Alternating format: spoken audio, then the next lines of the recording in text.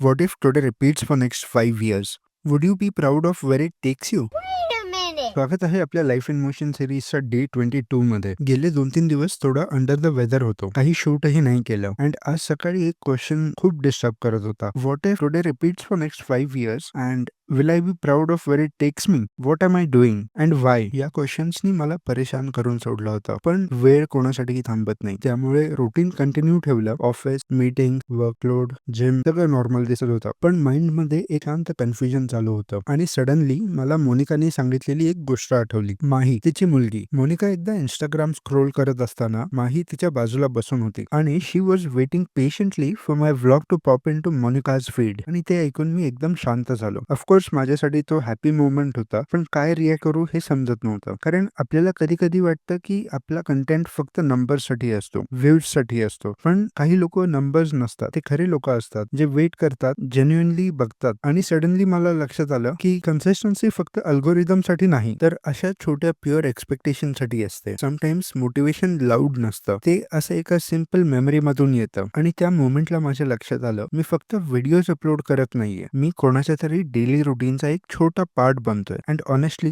That feeling was more than enough to keep me going. आणि असा संपला life in motion सिरीजचा day 22 with gratitude.